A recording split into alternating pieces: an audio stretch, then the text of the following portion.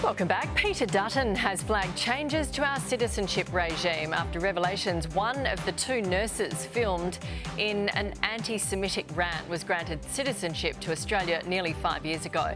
The opposition leader wants a tougher system to approve Australian citizenship requests, saying that those who don't share our values and hate our country shouldn't have a place in Australia. For their take, let's bring in commentator Cath Webber and the host of Triple M Nightshift, Luke Bona. Morning. Good morning. Cath, does the system need an overhaul?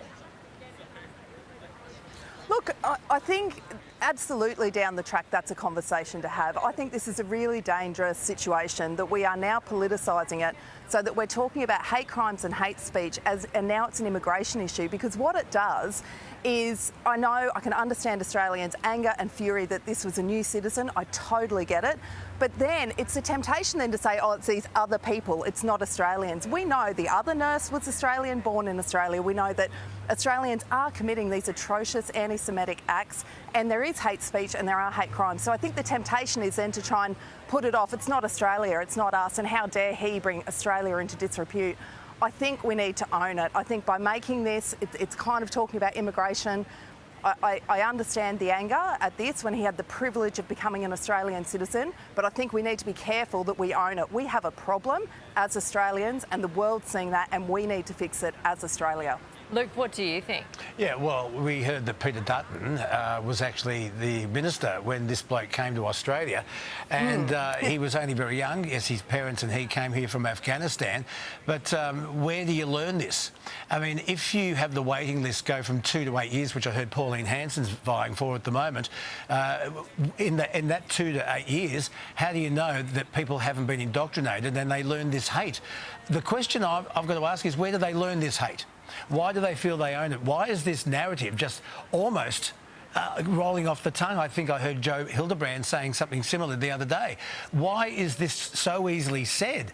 This is not the Australia I grew up with, but mind you, I remember when the Australian soccer teams all had their national names associated with their teams, and we had all that violence, and I used to think, don't bring that stuff here. Play soccer. I don't want to hear about it, and we don't want that hatred here in Australia. So once again, and just remember that the female nurse was born here. And she feels the same way. So where do you learn this? Cath, I'm with you. We've got to look at what we're teaching and why they think that this doctrine is okay, because it ain't. It's not Australian. And in a world where it sounds like you can be radicalised online in about a week, you know, I don't know what the answer is. Better minds than ours, maybe. Let's move on. Moving on. A convicted drug lord serving a 16-year sentence in Victoria's Port Phillip prison has been allowed to father a baby behind bars. The Herald Sun reports Dale David Williams was granted the ability to undergo IVF treatment with his girlfriend while in prison. Now she's confirmed on social media she's pregnant to his baby. It's unclear if the treatment started before he was imprisoned. We think maybe the IVF treatment started before he was sentenced. Cath, does this pass the pub test?